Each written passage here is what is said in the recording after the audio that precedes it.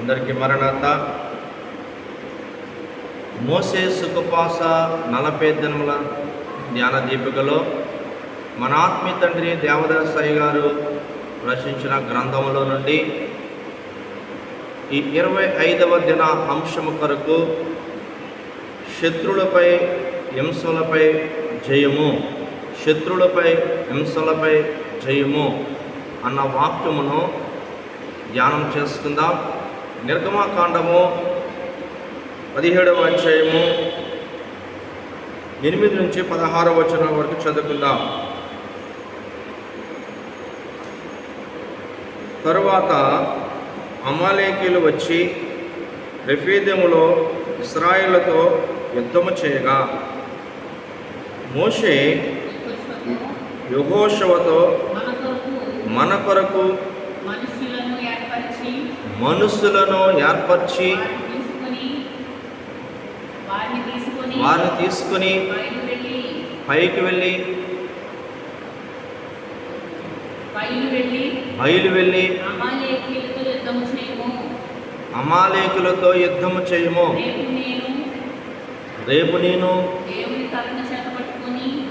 దేవుని కర్ర చేత పట్టుకుని కొండ శిఖరము నిలిచెదను. యెహోషువ మోషే తనతో చెప్పినది చేసి అమాలేకీయులతో యుద్ధమాడెను. మోషే అహరోను ఊరు అనువారు ఆ కొండ శిఖరమెక్కిరి. మోషే తన చెయ్యి పైకెత్తినప్పుడు ఇశ్రాయేలీయులు గెలిచిరి. మోషే తన చెయ్యి దింపినప్పుడు అమాలేకీయులు గెలిచిరి. మోషే చేతులు బరువెక్కగా వారు ఒక రాయి తీసుకుని వచ్చి దాని మీద కూర్చుండగా దాన్ని వేసిరి. అహరోను ఊరు ఒకడు ఈ ప్రక్కను ఒకడు ఆ పక్కను అతని చేతులను ఆదుకొనగా అతని చేతులు సూర్య అస్తమయం వరకు నిలకడగా ఉండెను. అట్లు యెహోషువ కత్తివాని చేత అమాలేకులను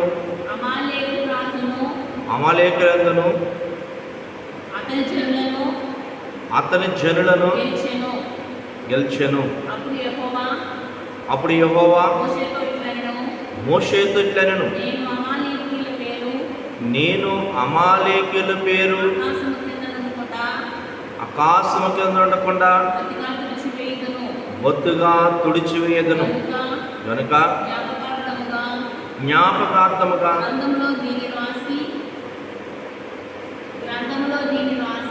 గ్రంథంలో దీన్ని రాసి యెహోషువకు వినిపించుము. తర్వాత మోషే బలిపీఠమును కట్టి దానికి యెహోవా నిస్సి అని పేరు పెట్టి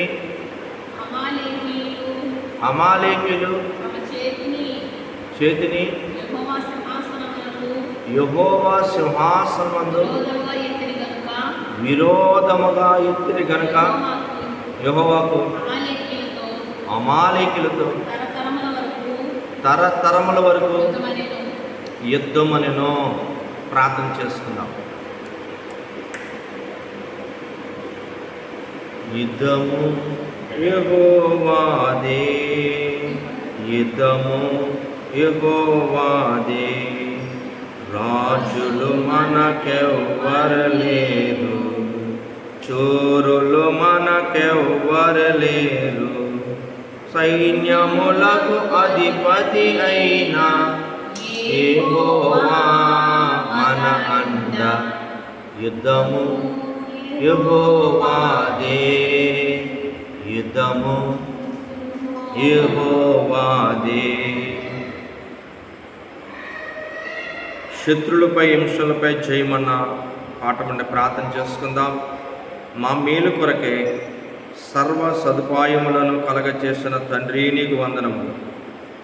అందులో మమ్మలను సంతోషపెట్టినవి, బాధ పెట్టినవి రెండును ఇమిడి ఉన్నవి. అవన్నీ మా మేలు క్షేమము కొరకే నీవు ఏర్పాటు చేసి ఉన్నావు గనుక నీకు స్తోత్రములు.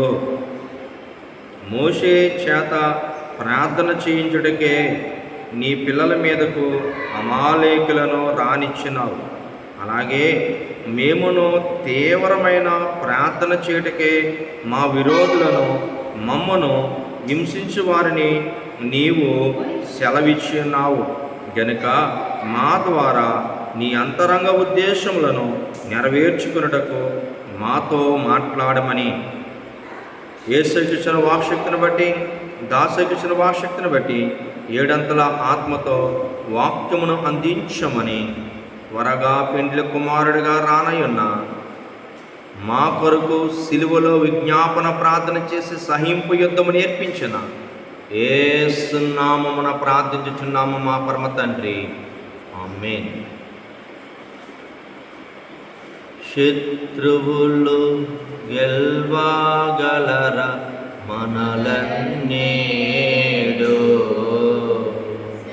శత్రువులు గెల్వగలరా, శత్రువులు చిన్నప్పుడు స్తోత్రించుడి దేవుని, స్తోత్రించుడి దేవుని సూత్రానుసారముగా,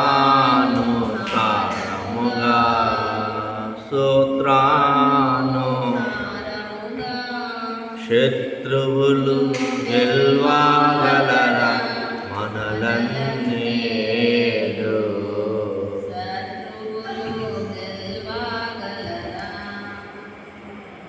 ఇక్కడ మనము చదవబడిన పాఠములో నుండి, వాక్యములో నుండి మనం ధ్యానం చేసుకుంటే దినాంశము శత్రులపై హింసలపై చేయము.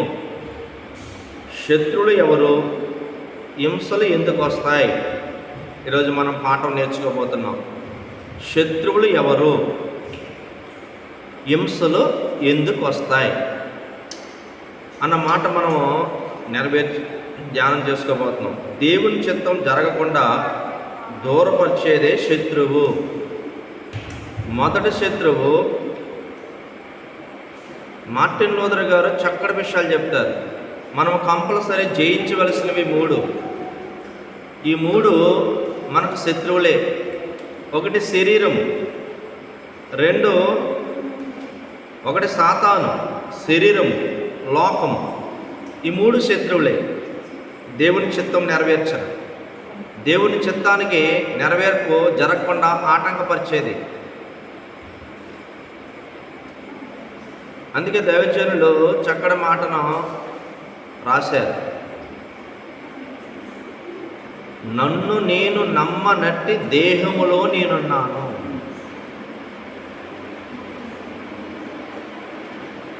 ఫస్ట్ దేహమును నమ్మలేము.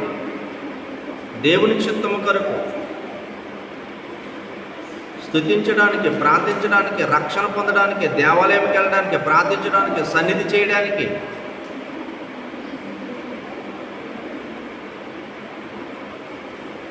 అన్నిటికి ఇచ్చే ఇంపార్టెన్స్ వేరు, దేవుని దగ్గర ఇచ్చే ఇంపార్టెన్స్ వేరు. కనుక దేవుని చిత్తం జరగకుండా దూరపరిచేదే శత్రువు. శరీరము, సాతాను, లోకము. లోకంలో ఉన్న వాటివన్నీ కూడా దేవుని చిత్తము ఆరాధించకుండా విరోధముగా ప్రవర్తించుటే హింసలు. విరోధంగా ప్రవర్తించుటే హింసలు వస్తాయి. ఎందుకు వస్తాయంటే హింసలు దేవుని చిత్తం జరగకుండా, ఆరాధించకుండా విరోధంగా ప్రవర్తించటం హింసలు వస్తాయి. కనుక ఇశ్రాయేలుకు శత్రువులు హింసలు వచ్చినప్పుడు ఏం చేశారు? 430 సంవత్సరంలో వారు మూలిగారు, ప్రార్థించారు. రక్షణ కొరకు, విమోచన కొరకు. వారి ప్రార్థనలు సరిపోవట్లేదు కనుక మోషేను మహా గొప్ప ప్రార్థనాపరుడిగా ఇచ్చారు. నిన్న పాఠంలో ధ్యానం చేసుకున్నాం.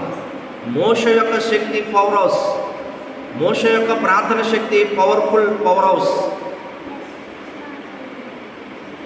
లక్షలాది కుటుంబాలకు, లక్షలాది మంది ప్రజలకు ప్రార్థనాపరుడిగా శిఖరమెక్కి ప్రార్థన చేశాడు.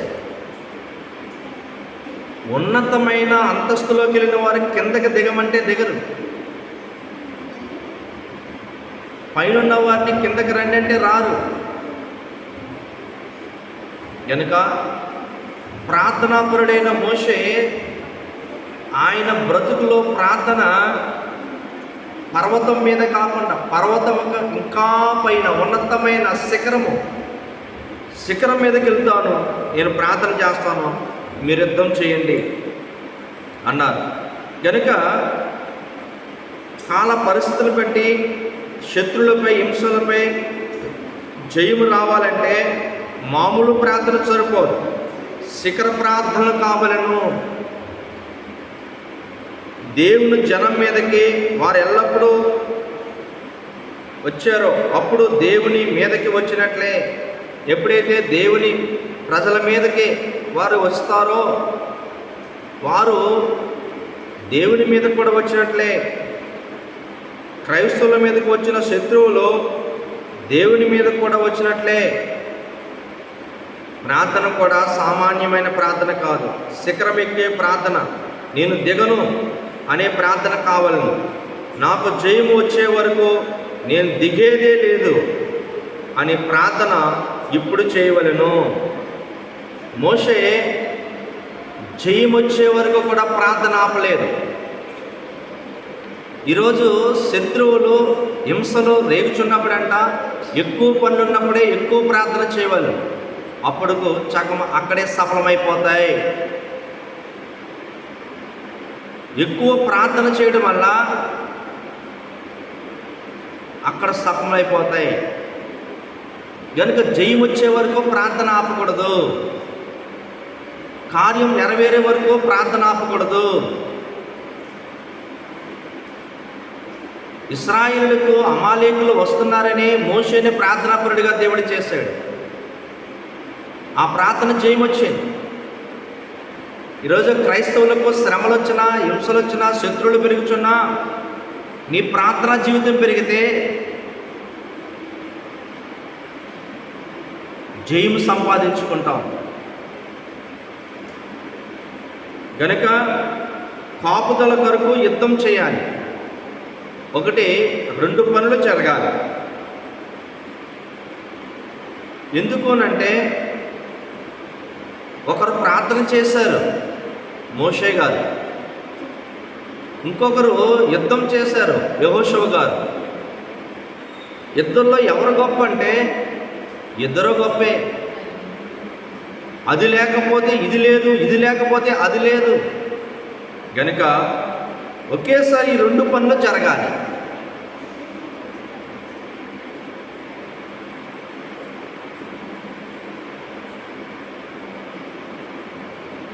ఒక ప్రార్థన మాత్రమే కాక ప్రయత్నం కూడా చేయాలి.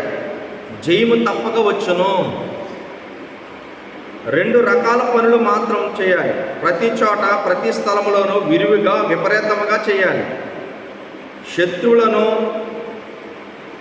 మనలను వెళ్ళగొట్టవల్లని వారు లక్షల రూపాయల సొమ్ములు సమకూర్చుకుంటున్నారు. ఈరోజు మనము వారిని ప్రయత్నాలను చెదరగొట్టాలంటే విరివిగా, విపరీతముగా ప్రార్థన చేయాలి. దైవజనులు దేవదాసయ్య గారు, ఇశ్రాయేలుకు ప్రార్థనాపరుడు మోషే. మన కొరకు ప్రభు సిలువలో విజ్ఞాపన ప్రార్థన చేశారు. దినముకు 1 గంట అయినా ప్రార్థన చేస్తే, సన్నిధి చేస్తే, కుటుంబానికి ఒక ప్రార్థనాపరుడిగా ఉంటే సంఘంలో ఖచ్చితమైన ప్రార్థనాపరులుగా మనం ఉంటే మనకు కూడా తప్పక జయం వస్తుంది.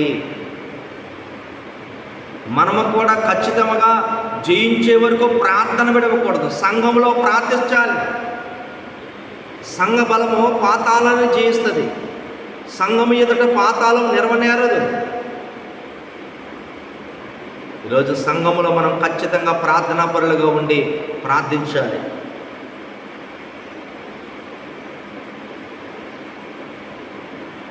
ఎందుకు కాపుదల కొరకు ప్రార్థన యుద్ధం చేయాలంటే, దేవుని జనము నాశనమైపోతే దేవుడు ఇచ్చిన వాగ్దానము నెరవేరదు. రక్షకుడు ఈ లోకంలో పుట్టడు. అందుకు ఏర్పాటు జనాంగం అంతా కూడా నాశనం అయిపోవాలి. ఇది సాతాను యొక్క ఉద్దేశము. ఈ లోకానికి రక్షకుడు రాకూడదు. ఆయన వస్తే లోకమంతటిని రక్షిస్తాడు. అందుకే దేవుని ఏర్పాటు జనాంగమును నశింప చేయాలని వాడి ఉద్దేశము. అలాగే ఇప్పుడు క్రైస్తవులు నాశనం చేస్తే పెళ్లి కుమార్తె సంఘం ఎత్తబడదు. పెళ్లి కుమార్తె సంఘం ఎత్తబడితే ఏం జరుగుతుంది? 7 ఏళ్ల మహాశ్రమ, 1000 ఏళ్ల పరిపాలన, నిత్య అగ్ని నరకంలో సాతాన్ని పడవేస్తాడు దేవుడు శాశ్వతంగా. గనుక వాడికి శిక్ష దగ్గరైపోతుందని సంఘముకు రానివ్వకుండా, వధువు సంఘముగా కూడుకోకుండా, పెండ్లి కుమార్తె సంఘముగా సిద్ధపడకుండా, రాకడకు ఎత్తపడకుండా, మరణాత స్వరము వినిపించకుండా వాడు అడ్డు పెడతా ఉంటాడు. పెండ్లి కుమార్తె ఎత్తబడితే అయిపోయింది. ఇంకా వారికి శ్రమలే శ్రమలు. సూర్యుడు నలిపైపోతాడు, చంద్రుడు వెళ్ళిపోతాడు, భూమి మైనములే కాలిపోతుంది. జనం మీద జనాలు, రాజ్యం మీద రాజ్యాలు, దేశాల మీద దేశాలు, శత్రువులు పెరిగిపోతూ ఉంటారు. అతకతో పసుకతో మహాశ్రమలు. ఎంత వైభవంగా ఎంత సంపాదించుకున్నారో అంత విరోధముగా యుద్ధం చేసుకుంటారు. 7 ఏళ్ల మహాశ్రమలు. అదే ఆ రోజు యేసయ్య ఉగ్రత రోజు. ఇప్పుడు యేసుప్రభు మౌనంగా ఉన్నాడు అనుకుంటున్నారు. కాదు, ఒక్కొక్కరిని ప్రార్థనా పరులుగా సిద్ధపడమన్నాడు. అందుకే యోహాను సువార్త 6వ అధ్యాయం, మత్తయి 6వ అధ్యాయంలో ప్రార్థన నేర్పించారు. యోహాను సువార్త 6వ అధ్యాయంలో మత్తయి సువార్త 6వ అధ్యాయంలో పరలోక ప్రార్థన. మత్తయి సువార్త 6వ అధ్యాయంలో మీరు ఇప్పుడు ఇలాగ ప్రార్థన చేయండి అని చక్కటి ప్రార్థన, పక్షపాతం లేని ప్రార్థన, శత్రువులను క్షమించే ప్రార్థన, పరలోక ప్రార్థన నేర్పించారు. ఈరోజు యేసుక్రీస్తు ప్రభు వారు కూడా చక్కగా చెప్పారు. మీరు గదిలోకి వెళ్ళి రహస్యమందు ఉన్న మీ తండ్రికి మాత్రమే కనపడండి, ప్రార్థన చేయండి. కాబట్టి మీరు ఇలాగ ప్రార్థన చేయండి. పరలోకమందున మా తండ్రి, నీ నామము పరిశుద్ధపరచబడిన గాక, నీ రాజ్యం వచ్చున గాక, నీ చిత్తము పరలోకమందు నెరవేరినట్లు భూమి యందును నెరవేరున గాక. మా దిన ఆహారము నేడు మాకు దయచేయము. మా రుణస్థులను మేము క్షమించుచున్న ప్రకారం మా రుణములు క్షమించము. మమ్ములను సోదరులోకి తేక దుష్టులను తప్పించము. ఎలయనగా రాజ్యము, బలము, మహిమయు నీవయున్నవి. ఆమేన్. ఇక్కడ ఈ ప్రార్థన నేర్పించి మనలను ప్రార్థనా పరులుగా చేసి ప్రార్థన జయము ఈరోజు మనకి ఇచ్చారు. సమస్య వచ్చినా, హింస వచ్చినా, శత్రువు వచ్చినా నీ ప్రార్థన చేయాలి. అందుకే దినముకు 2 గంటల 40 నిమిషాల పైన కనుక మనం ప్రార్థనలో లేకపోతే అపవాది పైన మనం జయించలేం, శత్రువులను జయించలేం. శత్రువులు ఎవరో అనుకుంటున్నారేమో. పాప భారము, వ్యాధి భారము, శిక్ష భారముతో ఈ లోకాన్ని పట్టి పీడిస్తున్నా సాతాను, శరీరము, లోకమును మనము జయించాలి. ఇవి దేవుని వల్ల కలిగినవి కాదు. మొదటి యోహాను పత్రిక 2వ అధ్యాయంలో మనము చూసినట్లయితే 15 నుంచి 17 వరకు దేవుని చిత్తము కొరకు లోకంలో ఉన్నంత కూడా ఏంటని స్పష్టంగా యోహాను గారు చెప్తున్నారు. ఈ లోకమైనను లోకములో ఉన్నవాటిమైనను ప్రేమింపుకుడి. ఎవడైనను లోకమును ప్రేమించిన వారి ప్రేమ తండ్రి ప్రేమ వారిలో ఉండదు. లోకంలో ఉన్నదంతయు అనగా శరీరాశయు, నేత్రాశయు, జీవపడంబము తండ్రి వల్ల పుట్టినవి కాదు, అది లోక సంబంధమైనదే. లోకమును దాని ఆశయు గతించిపోవచ్చున్నది, దేవుని చిత్తం జరిగించేవాడు నిరంతరము నిలుచును. ఇక్కడ మనము దేవుని చిత్తం నిరంతరము జరిగించులా ఉండాలి. అందుకే క్రైస్తవులకు కలుగు హింసలకు కారణం ఏంటి? ప్రభువు నేర్పిన ప్రార్థనలో మనం ఎంతమంది చేయగలుగుతున్నాం?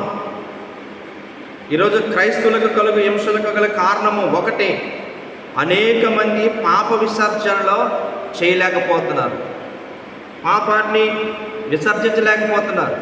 చూపులో పాపం, మాటలో పాపం, ప్రయత్నంలో పాపం, క్రియల్లో పాపం, అంతరంగంలో పాపం, ఆలోచనలో పాపము, జన్మతః పాపము, కర్మతః పాపము, పాపాలు తెలియని పాపాలు ఎన్నెన్నో చేయబట్టి చిక్కులు, హింసలు మన చుడుతున్నాయి. కనుక వీటిని విసర్జించుకోవాలి.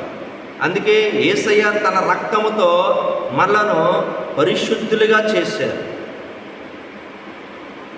పరిశుద్ధిని చేసి పరిశుద్ధమైన స్థలంలో వరములు ఇచ్చారు. రెండవది, ఈ సంఘమును పరిశుద్ధపరిచారు, రక్తముతో కడిగారు. కనుక గుడికి శ్రద్ధగా వెళ్ళాలి.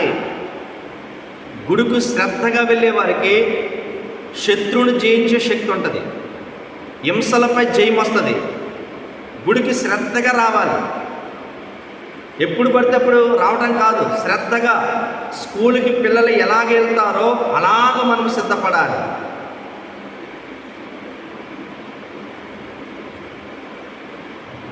సంఘ అభివృద్ధికి సరిగ్గా సందా ఇయలేకపోవటం, దేవుని పని జరగడానికి సంఘంలో కానుకలు ఇవ్వటం కూడా శత్రువులను గెలవలేని పరిస్థితి, హింసలను గెలవలేని పరిస్థితి.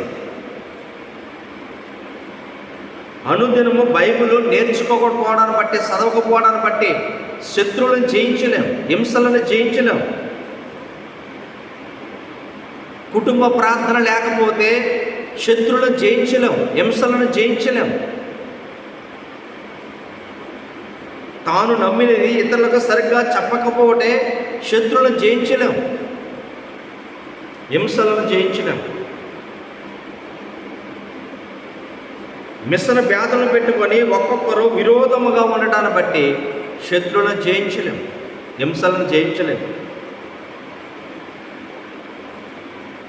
వ్యాధములు వచ్చిన వాటిని మనుషులు అడుగుచున్నారు కానీ దేవుణ్ణి అడగట్లేదు. ప్రతిదీ కూడా దేవుణ్ణి అడగాలి, అడిగి తెలుసుకోవాలి. అందుకే బైబిల్ మిషన్లో దేవుడు కనిపిస్తాడో మాట్లాడతాడు. ఆయన మీతో చెప్పినది చేయడి అని ప్రత్యేకంగా లోతర్ మిషన్ అంటే బయటకు వచ్చి బైబిల్ మిషన్ అందుకుని దేవదాసయ్య గారు ఒక ముఖ్యమైన అంశము మీకు చెప్తున్నాను, ఆయన మీతో చెప్పింది చేయడి.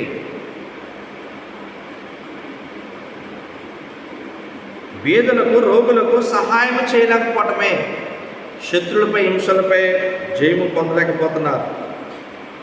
సంఘంలో నేరస్తుల విషయంలో సరైన దిద్దుబాటు చేయకపోవడం, సంఘంలో నేరం చేసేవారు, తప్పు చేసేవారిని దిద్దకపోవటమే. శత్రులపై హింసలపై జయం రాలేదు. కుటుంబ కలహాలు, పిల్లల యొక్క తిరుగుబాటు ఆపు చేయకపోవటము, పిల్లలు తల్లిదండ్రుల మీద తిరగబడితే అది ఆపు చేయకపోవటం, ఈరోజు శ్రమ హింస కలుగుతుంది. పూర్తిగా దేవుని మీద ఆనుకొన లేకుండా ఉండుట, మనుషుల మీద ఆనుకోవటం, లోకం మీద ఆనుకోవటం, ప్రభుత్వాల మీద ఆనుకోవటం. ఈరోజు ఎవరి మీద ఆనుకోవాలి? ముఖ్యమైన ఆధారము క్రీస్తు అయి ఉండాలి. గనుక తరచుగా ఆనంద కీర్తనలో పాడుటలో లోపము కలదు. ఇటు వాటిలో లోపములుంటే శ్రమలు కెరటముల వలె తరచుగా మన మీదకి వచ్చుచుండెను. పాటలు సరిగ్గా పాడకపోతేనే శ్రమల వలె కెరటాల వలె శ్రమలు వచ్చేస్తాయట. మనం పాటలే కాదనుకుంటాం. తిండి మత్తు వల్ల, అశ్రద్ధ వల్ల శ్రమలు, హైక విచారం వల్ల, అశ్రద్ధ వల్ల, సోమర్తనం అశ్రద్ధ వల్ల శ్రమల కాలమందు భయపడట, మీరు భయపడట వలన శత్రులకు జయమని బైబిల్లో ఉన్నది. మీ సంతోషం యొక్క కొలత తగ్గించడం వలన హాని. ప్రభు కొండ ప్రసంగంలో ఏమి చెప్పారంటే, మీకు శత్రువులు వచ్చినప్పుడు సంతోషించండి. మత్తయి సువార్త 5:11. దేవదాసాయి గారిని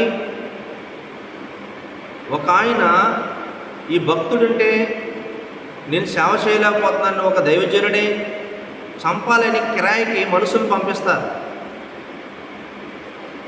దైవజనుడు ఉంటే నేను ఏమీ చేయలేను, అని చంపేయండి అని మనుషులు పంపించినప్పుడు ఆయన ప్రార్థనలో ఉన్నారు. ప్రభు వచ్చారు, ప్రభు మాట్లాడుతున్నారు.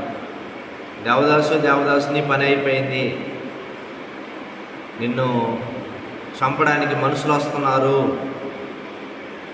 అన్నప్పుడంట భయపడకుండా సంతోషిస్తున్నాడు, నవ్వుతున్నాడంట. ఏమని?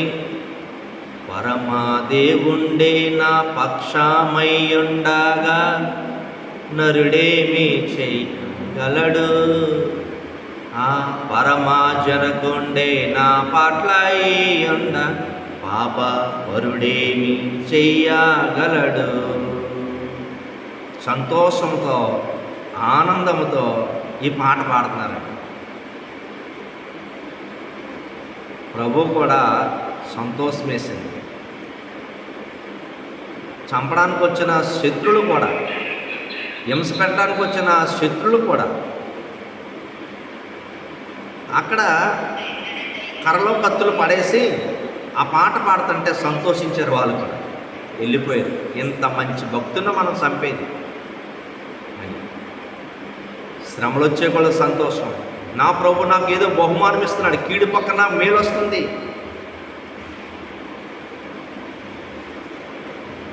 అలాగే ప్రార్థన నెరవేరినప్పుడు విసుగొనపడం వల్ల ఆత్మీయ జీవితం తగ్గిపోను. ప్రార్థన నెరవేరకపోతే విసుగొనకూడదు, ఆత్మీయ జీవితం తగ్గిపోతుంది. ఈ కారణం వల్ల శ్రమల సంఘంపై వచ్చును. మనము సరిచేసి కొనవలను. సరిచేసుకొని చేయవలసిన ప్రార్థనలో ముగించినప్పుడు శ్రమపై జయము వచ్చును. కనుక శత్రులపై, హింసలపై జయము అన్న పాఠంలో ఈరోజు మనతో ప్రభు చెప్పినట్లుగా మనము చేయగలిగితే దేవుడు మనకు చక్కటి ఆశీర్వాదాలు మనకు ప్రభు అనుగ్రహిస్తారు. కనుక మనము ముగిస్తే మనకు రావలసిన శత్రులపై జయము, హింసలపై జయము ప్రభు మనకు అనుగ్రహిస్తారు. కనుక ఈ పాటను బట్టి అట్టి మహిమను అనుభవించి అనుసరించే ధన్యత ప్రభు విన్న వాక్యాన్ని బట్టి వినికిడిలో ఫలింపచేసి ఆస్వాదించును గాక. ఆమేన్. ప్రార్థన చేసుకుందాం. మానవుడు శ్రమను పొందక దైవ మానవుడెటు కాగలడు? మానవుడు శ్రమను పొందక దైవ మానవుడెటు కాగలడు?